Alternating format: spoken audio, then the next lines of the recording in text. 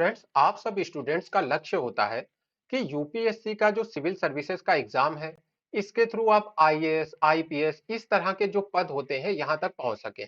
लेकिन देखिए, मैंने एक चीज देखी है कि जो खासकर हिंदी माध्यम के स्टूडेंट हैं, उनके मन में बहुत ज्यादा कंफ्यूजन रहती है रास्ते के बारे में। यानी कि वो इस पद तक तो पहुंचना चाहते हैं, इस रैंक पे पहुंचना चाहते हैं, लेकिन इसका रास्ता क्या होना चाहिए, किस तरह से वो पहुंच सकते हैं, इसके बारे में मन में बहुत ज्यादा कंफ्यूजन होती है। और हाल के समय में जिस तरह से यूपीएससी में हिंदी माध्यम के जो चयनित छात्र हैं, उनकी संख्या में कमी आई है, उससे साफ तौर पे ये जो कंफ्यूजन है ये और ज्यादा बढ़ जाती है। तो देखिए, मैं अपनी तरफ से आपको एक कंप्लीट सिलेक्शन स्ट्रेटजी बताऊंगा, जिसके अंतर्गत मैं आपको आज ये बताने वाला हूं कि आपको किन किन जगहों पर ज्यादा फोकस करना चाहिए। और अगर आपको ये वीडियो पसंद आएगा तो मैं हर सैटरडे को या संडे को इस तरह के आपको और भी वीडियोस प्रोवाइड करता रहूंगा। तो देखिए, बात शुरू करते हैं हम लोग सी सेट से। थोड़ा सा समझते हैं कि देखिए, हिंदी माध्यम के जो स्टूडेंट्स हैं, वो कहाँ पे जा रहे हैं, यानी कि कहाँ पे उनका सिलेक्शन नहीं हो रहा है। हम लोग जानते हैं कि जब आप सिविल सर्विसेज का एग्जाम देते हैं, तो पहले आपका एक प्रीलिमिनरी एग्जाम होता है, जिसे हम लोग प्रारंभिक परीक्षा कहते हैं, शॉर्ट में प्रीलिम्स कहते हैं। उसके बाद आपका मेंस का चरण आता है और अंतिम चरण में आपको इंटरव्यू देना होता है।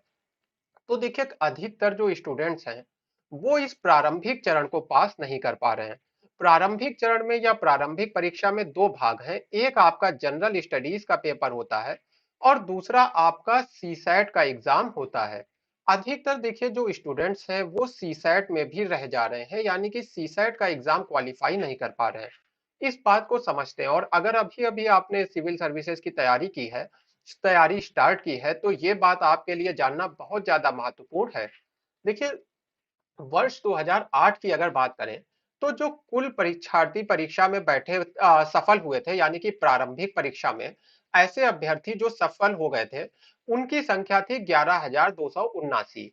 यानी कि 11,279 कुल, मान लीजिए जिन्होंने भी पेपर दिया था उसमें से 11,279 लोग प्रारंभिक परीक्षा में सफल हुए थे। इसमें से अंग्रेजी माध्यम के छात्र जो सफल हुए थे वो 51% के आसपास थे, इसे 52% कर लेते हैं मोटा मोटा। और जो हिंदी माध्यम के छात्र थे, वो 45% के आसपास थे। यानी कि हिंदी माध्यम के ऐसे छात्र जिन्होंने प्रारंभिक परीक्षा पास की, उनका एक अच्छा खासा प्रतिशत था। लेकिन बाद में सी सैट की परीक्षा आ गई। और सी सैट की परीक्षा के बाद देखिए, हालांकि इसको बीच में क्वालिफाई नेचर का कर दिया गया, यानी कि सी सैट को अब आपको केवल क्वालिफाई करना होता है, लेकिन इसके बाद भी अधिकतर स्टूडेंट सी सैट को क्वालिफाई नहीं कर पा रहे हैं। और इसी के कारण अगर 2007 की रिजल्ट की बात करें, तो जो कुल 13,052 अभ्यर्थी सेलेक्ट हुए थे, 13,052 अभ्यर्थी जिनका चयन हो गया था प्रारंभिक परीक्षा में, इसमें से अंग्रेजी माध्यम के छात्र थे 91.3% और हिंदी माध्यम के रह गए केवल 8.29%। और इसका एक बड़ा कारण इस बात को माना जाता है कि अधिकतर जो अभ्यर्थी हैं, वो सी सेट की परीक्षा नहीं पास कर पाते हैं। यानी कि जीएस तो एक कारण है ही, लेकिन दूसरा कारण सी सेट भी है। अब देखिए, जो प्रीलिम्स का जीएस का पेपर होता है, इसके विषय में मैं इस वीडियो के लास्ट में बात करूंगा। लेकिन आपका जो सी सैट का पेपर है, यहाँ पे मैं इसके बारे में आपसे कुछ बातें करने जा रहा हूँ। देखिए, इसी तरह का मिलता जुलता आंकड़ा 2015 का भी है, जहां अंग्रेजी माध्यम के 80% अभ्यर्थी पास हुए और हिंदी माध्यम के 16.65%।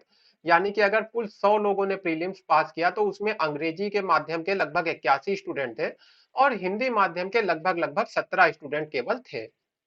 अब इससे एक बात आप समझिए। देखिए, तीन चरण हैं। अगर आप प्रीलिम्स से होकर नहीं गुजर पाते हैं, यानी प्रीलिम्स पास नहीं हो पाते हैं, तो जाहिर सी बात है आपको मेंस देने का मौका नहीं मिलेगा। और ये आंकड़े साफ तौर पे हमें बता रहे हैं कि पहले जितने अभ्यर्थी मेंस देते थे, मुख्य परीक्षा देते थे, उसकी तुलना में अब बहुत कम अभ्यर्थी हिंदी माध्यम से मुख्य परीक्षा को दे पा रहे हैं। उसका कारण है कि हिंदी माध्यम का जो परीक्षार्थी है, वो प्रारंभिक परीक्षा में ही फेल हो जा रहा है और मुख्य परीक्षा तक पहुंच ही नहीं रहा है। अब जाहिर सी बात है, जब आप मुख्य परीक्षा तक पहुंचेंगे ही नहीं, जब कम अभ्यर्थी मुख्य परीक्षा तक पहुंचेंगे, तो जाहिर सी बात है जो अंतिम चयन की लिस्ट आएगी, उसमें भी कम ही अभ्यर्थी सेलेक्ट हुए होंगे। अब आपको देखिए क्या करना है।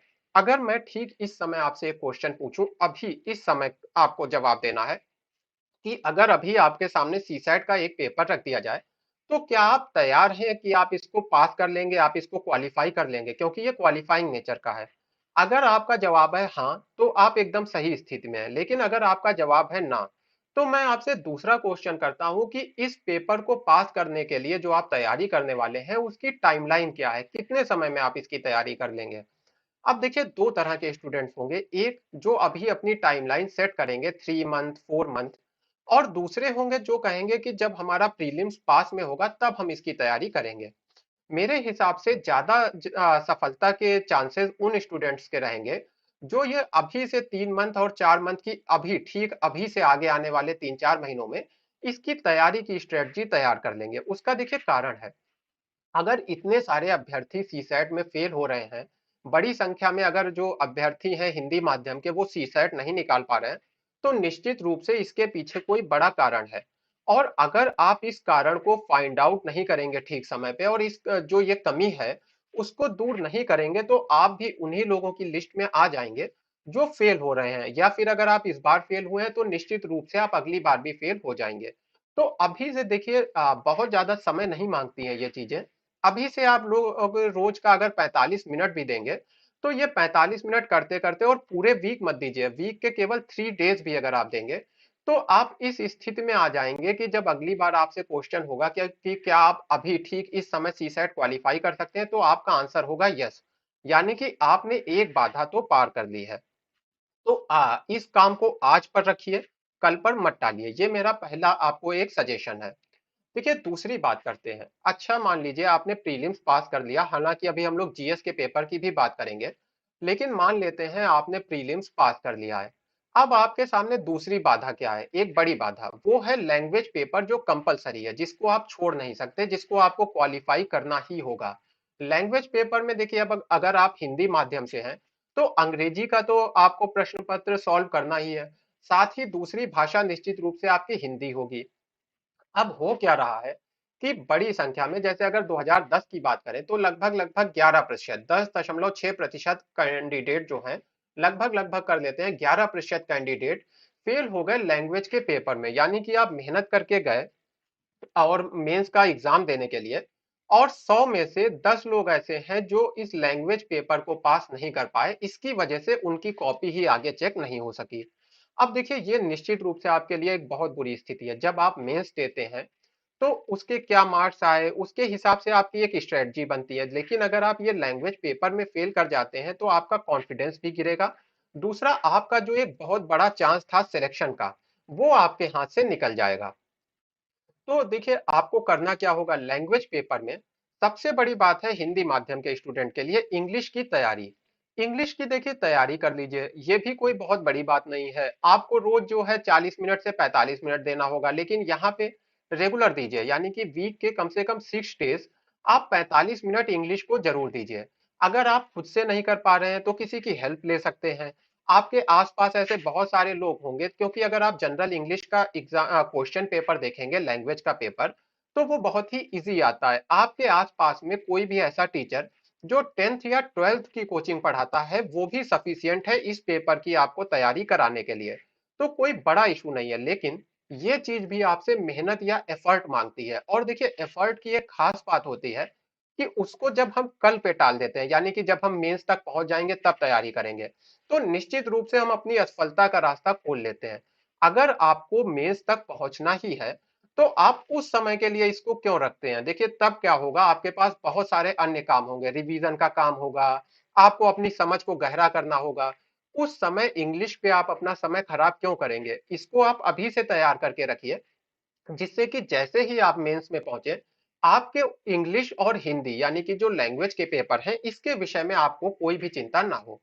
अब देखिए अगली बात करते हैं, कुछ और चीजों की बात करते हैं। देखिए यहाँ पे जो मेंस के कुछ कैंडिडेट्स हैं जिन्होंने पहली दूसरी चौथी इस तरह की जो अच्छे रैंक्स पे आए हुए कैंडिडेट्स हैं, उन सबका मैंने जिक्र किया है, इसमें निशान जैन का भी जिक्र किया है जिनकी 13 रैंक थी 2014 में। और इसके माध्यम से मैं आपको समझाऊंगा कि जब आप मेंस दे रहे होते हैं तो आप कहाँ कहाँ पे गलती कर सकते हैं, कहाँ कहाँ पे आपका नुकसान हो सकता है। देखिए कुछ बातों को देखते हैं। देखिए एक बात और अब बता देता हूँ, यहाँ पे मैं आपसे पेपर 2 3 4 की बात नहीं करूंगा। क्योंकि ये तो हर स्टूडेंट पढ़ रहा है। पेपर 2, 3, 4 से मतलब है, देखिए पेपर 2 से मतलब है यहाँ पे जीएस का पेपर 1, पेपर 3 से मतलब है जीएस का पेपर 2, पेपर 4 से मतलब है जीएस का पेपर 3, और ये जो पेपर 5 है वो हमारा एथिक्स वाला एग्जाम है, यानी जीएस का पेपर 4। तो यहाँ पे मैं आपसे बात करूंगा एथिक्स के क्वेश्चन पेपर की, और एसए के क्वेश्चन पेपर की, साथ में ऑप्शनल के क्वेश्चन पेपर की, और इसको समझाऊंगा कि आपका जो क्वालिफाई करने के चांसेस हैं सिविल सर्विसेज को, आईएएस या आईपीएस ऐसे पदों पे पहुंचने के आपके जो चांसेस हैं, उसमें इन चीजों की का कितना महत्व है, एसे का, एथिक्स का, ऑप्शनल का कितना महत्व है। तो देखिए, देखते हैं, थोड़े से मार्क्स देखते हैं। इरा सिंघल जी के आप मार्क्स देखिए, ऐसे में 160 नंबर है। इसी तरह से अगर आप निशान जैन के मार्क्स देखें, 160 है। तो अगर आप इस तरह से सभी जितने भी कैंडिडेट हैं, इनके एवरेज नंबर देखेंगे, एवरेज मार्क्स देखेंगे, तो 140 से 160 के बीच सभी को ऐसे में नंबर मिले हुए हैं। फिर से अब आपके सामने मैं एक क्वेश्चन लेके आता हूँ। अगर अभी आपको ऐसे का पेपर देना हो, ठीक अभी, तो आपको क्या लगता है आप कहाँ पे खड़े होंगे? आप 100 मार्क्स स्कोर करेंगे, 120 स्कोर करेंगे, या 145 वाली कैटेगरी में आएंगे जहां पे टॉपर्स खड़े हैं? आप कहाँ पे होंगे? अब देखिए, निश्चित बात है, आपने एक चीज देखी है कि चाहे वो रैंक 13 के व्यक्ति हो, रैंक 16 के हो, या रैंक 1 के हो, ऐसे में किसी के भी नंबर कम नहीं है। तो जाहिर सी बात है, यहाँ पे जो थोड़ा सा भी चूक जाएगा, जिसके थोड़े से भी नंबर कम होंगे, वो लिस्ट में बहुत पीछे या तो चला जाएगा, दूसरा ये भी हो सकता है कि वो बाहर चला जाए। और मैंने ये भी देखा है, खासकर जो हिंदी माध्यम के स्टूडेंट हैं, वो ऐसे की प्रिपरेशन करते ही नहीं है। ऐसे को वो आखिरी समय के लिए छोड़ देते हैं, जबकि देखिए ऐसे क्या है, ये कोई कंटेंट की चीज नहीं है जिसको आप रट लेंगे। ये राइटिंग स्किल है, और जो स्किल होती है वो एक दिन में नहीं आती है। स्किल को आपको एक्वायर करने के लिए, स्किल को पाने के लिए एक लंबा समय आपको बिताना होता है। आपको अलग अलग अखबारों के संपादकीय पढ़ने होंगे, उससे समझना होगा कि जो बड़े बड़े लेखक हैं वो किस तरह से लिखते हैं, किस तरह से साहित्य की भाषा होती है, और उसके आधार पे एक आपको बहुत ही अच्छा ऐसे लिखने का तरीका अपना विकसित करना होगा, जो आपका होगा, जो यूनिक होगा। उस आधार पे ही आपको अच्छे नंबर मिल सकेंगे। तो ऐसे के ऊपर आप फोकस करिए। दूसरी बात आती है एथिक्स की। अब देखिए, एथिक्स के जो मार्क्स हैं वो 135, 124, 108, 110, 124, फिर 95 और 88, यानी कि आपको कहीं कहीं पे तो बहुत ज्यादा दिखेंगे 135 तक, और कहीं कहीं पे ये काफी कम होके 88 तक भी आ गए हैं। लेकिन ऑन एवरेज हम लोग मान लेते हैं कि एथिक्स में आप 105 मार्क्स स्कोर कर सकते हैं। और इसकी देखिए खास बात यह है एथिक्स के पेपर की कि ये इजी है, इसकी तैयारी करना अच्छा है, आसान है। तो अब देखिए क्या है, अगर इसकी तैयारी करना आसान है तो दो तरीके हो सकते हैं कि आसान चीज को हम लोग बाद में तैयार करेंगे, या फिर हम आसान चीज है तो उसको इतना अच्छा तैयार कर लेंगे कि हम सभी को बाकी पीछे छोड़ दें, क्योंकि तैयारी करना आसान है, बस एफर्ट देना है, ज्यादा मेहनत करना है। तो अगर आप एथिक्स की ज्यादा तैयारी कर लेते हैं, तो निश्चित तौर पे आप दूसरों को पीछे छोड़ने में सक्षम हो जाएंगे। फिर आती है देखिए बात ऑप्शनल की। तो ऑप्शनल का देखिए मैटर क्या होता है, अगर आप ऑप्शनल के सभी कैंडिडेट्स के ऑन एवरेज मार्क्स देखेंगे, तो दोनों पेपर में लगभग लगभग 150 नंबर इन लोगों ने स्कोर किए हैं, यानी कि 150 नंबर पेपर 1 में और 150 नंबर पेपर 2 में। ये मैंने यहाँ पे एक्यूरेट एवरेज निकाला था, तो इसको हम लोग 150 के आसपास मान लेते हैं, 151 और 148 है। यानी कि टोटल जो ये ऑप्शनल में मार्क्स पा रहे हैं, जो हमारा वैकल्पिक विषय है, उसमें जो टोटल मार्क्स इन लोगों के आ रहे हैं वो 300 हैं। तो अब देखिए, निश्चित बात है ये बहुत ही अच्छे मार्क्स हैं। और सभी के जो ऑप्शनल में लगभग लगभग आपको जो भी कैंडिडेट दिखेंगे, सभी के ऑप्शनल में जो मार्क्स हैं वो काफी अच्छे हैं। तो ऑप्शनल को आप स्किप नहीं कर सकते। जैसे ही आप ऑप्शनल में कुछ भी गलती करेंगे, आपका कह लीजिए कि जो लिस्ट है जो आपकी यूपीएससी की, उसमें या तो आपकी रैंक नीचे जाएगी, या फिर जैसा मैंने कहा आप बाहर भी हो सकते हैं। अब देखिए, ऑप्शनल का मुद्दा ये है कि ये आपकी डीपली अंडरस्टैंडिंग पे खड़ा होता है, यानी कि आप सब्जेक्ट को, जो आपका ऑप्शनल का सब्जेक्ट है, आप उसको कितना गहराई से समझते हैं, इसके ऊपर आता है। देखिए, जीएस के जो 4 पेपर हैं, उनका नाम है जनरल स्टडीज, यानी सामान्य ज्ञान। तो इसके बारे में आपसे एक सामान्य जानकारी और विश्लेषण की शक्ति की मांग की जाती है। वहीं ऑप्शनल या वैकल्पिक विषय में आपसे विशेष ज्ञान की मांग की जाती है, यानी कि आप अपने विषय को गहराई से समझते हो और उसको गहराई से उसका विश्लेषण करने में सक्षम हो। देखिए, अगर आपका ऑप्शनल ज्योग्राफी है तो आप मुझसे कांटेक्ट कर सकते हैं, मेरी भी ऑप्शनल की क्लासेस चलती हैं। तो मैंने अपना नंबर यहाँ पे दिया हुआ है 7905251328। तो आपको राइटिंग स्किल में सुधार के लिए टेस्ट सीरीज ज्वाइन करना है या फिर आप पेड कोर्स करना चाहते हैं ऑप्शनल ज्योग्राफी का, तो मुझसे कांटेक्ट कर सकते हैं।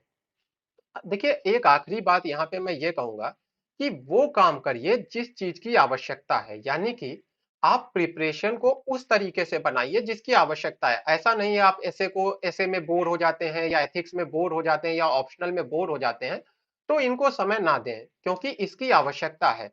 वो मत करिए जो आप करना चाहते हैं, बल्कि वो करिए जिसकी आपको आवश्यकता है।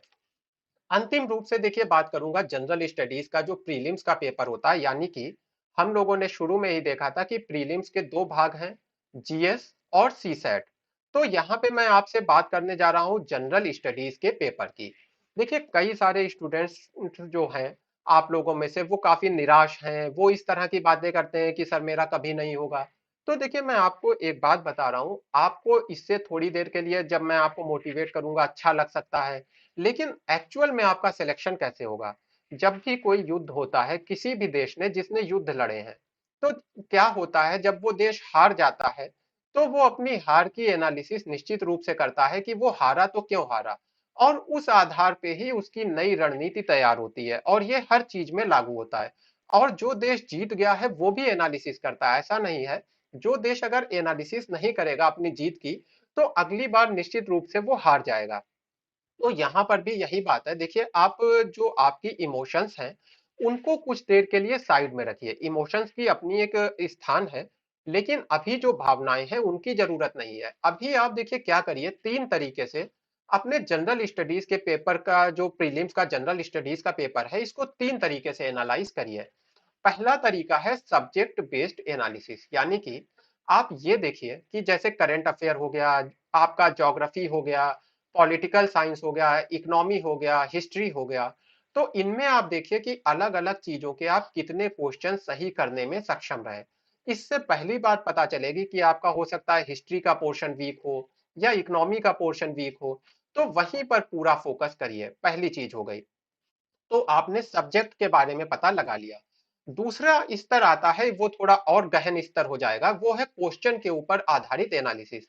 क्वेश्चन के ऊपर आधारित एनालिसिस का मतलब है, जैसे आपने एक पॉलिटिकल साइंस का क्वेश्चन जो गलत किया है या जो छोड़ा है, तो उसको देखिए और फिर अपनी बुक उठाइए, जिस बुक से आपने पॉलिटिकल साइंस पढ़ी है उस बुक को उठाइए। उसमें एक चीज तलाश कीजिए कि क्या इस क्वेश्चन का आंसर था। अगर आंसर नहीं था, तो आपको सोचना होगा कि क्या कोई ऐसी भी बुक्स हैं जहां पे इस तरह के आंसर्स मिल जाते हैं, यानी कि अगर उस बुक को मैंने पढ़ा होता तो आंसर मिल जाते। तो ये पहली चीज हो गई। दूसरी चीज हो सकता है आपको ये जवाब मिले कि ये जो आंसर है ये अंडरस्टैंडिंग पे बेस होते हैं, यानी कि किसी भी बुक में डायरेक्टली इसके आंसर नहीं मिलेंगे। जैसी आपकी गहराई की समझ होगी उसी तरह से आप उसके आंसर खोज पाएंगे क्वेश्चन के।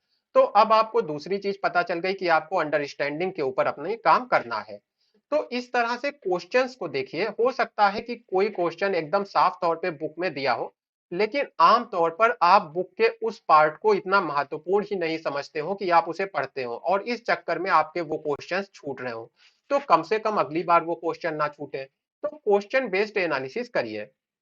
और देखिए, आखिरी एनालिसिस करिए ऐसे क्वेश्चन की जिन्हें आपको कॉमन सेंस से सॉल्व करना होता है। देखिए, ये सिविल सर्विसेज का सबसे बड़ा चैलेंज है कि कुछ क्वेश्चन ऐसे आते हैं जिनका आंसर आपको नहीं पता होता है, लेकिन अगर आपने अपने कॉमन सेंस पे काम किया है तो आप उनका आंसर ढूंढ सकते हैं, यानी कि उनके आंसर को आप सही तरीके से, तार्किक तरीके से गेस कर सकते हैं। ये देखिए, जो तार्किक तरीका है इसका मतलब होता है एक वैज्ञानिक तरीका, जिसके माध्यम से आप सही निष्कर्ष पे पहुंचते हैं। जैसे एक वैज्ञानिक सही निष्कर्ष पे पहुंचने के लिए कई सारे गेस करता है, कई सारे प्रयोग करता है। तो अगर आपने ऐसे क्वेश्चंस जिन्हें कॉमन सेंस से सॉल्व किया जा सकता था उन्हें नहीं सॉल्व किया, या फिर ऐसे क्वेश्चंस जिनको आपने सॉल्व किया पर वो गलत हो गए, तो वो क्यों गलत हो गए, इस चीज को गहराई से समझिए।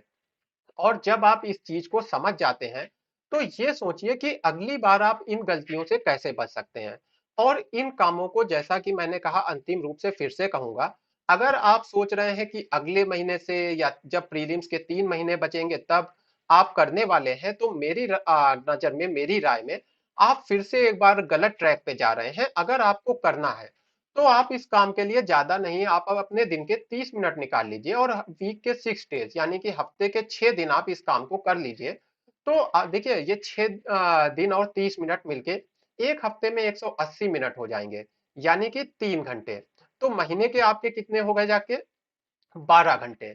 और अगर आपने इस काम को 6 महीने तक लगातार कर लिया है तो आपने लगभग लगभग 72 घंटे इस काम के ऊपर ऑलरेडी दे दिए हैं। अब ऐसी स्थिति में निश्चित रूप से आप एक मजबूत स्थिति में आ जाएंगे। तो इस काम को आप करना शुरू कीजिए। बाकी भी जो चीजें हैं उसके ऊपर मैं आपको वीडियोस दूंगा। अगर आपको ये वीडियो अच्छा लगेगा तो आप मेरे को इसके बारे में कमेंट करके बताइएगा, तो फिर हम लोग आगे इसी तरह की सीरीज चलाते रहेंगे।